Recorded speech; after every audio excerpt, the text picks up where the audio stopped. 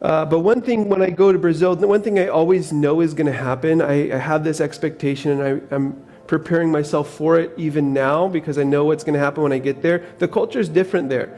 When I show up in Brazil, all my good friends, the first thing when they see me, they tell me how old I've gotten, how fat I've gotten, how bad my Portuguese is. Like any defect they can find, they're going to point it out within the first 5 minutes. That's the Brazilian culture, and they can be savage, and it's the culture there. And so I learned to be okay with it. I was sensitive at first, and I learned to not be sensitive in that culture.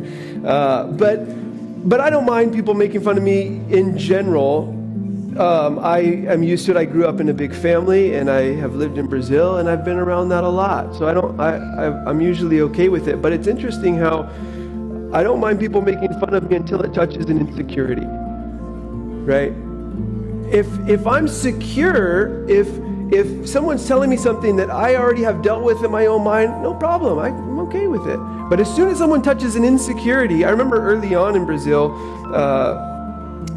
people would call me gringo, and I would take offense to it. Like, why are you calling me gringo? Like, and I still have people that call me gringo today, but today it doesn't bother me because I know my Brazilianness. I know the level of Brazilianness that I have. Like, I'm not fully Brazilian, but I know the culture enough to know that they're trying to get a reaction, and I can give it right back to them.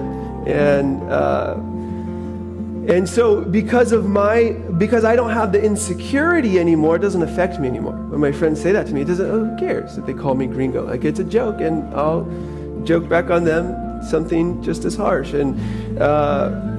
But when I'm sensitive, that when I have an insecurity in me, it becomes a sensitive point, right? Because there's something in me that's sensitive about that.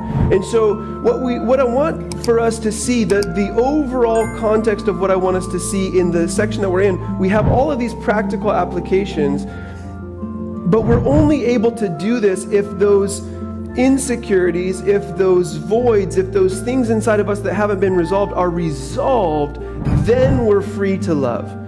Then we're free to give. Then we're free to serve, to forgive, to have grace, all those things. We're only free if those things have been resolved in us first. And so that's why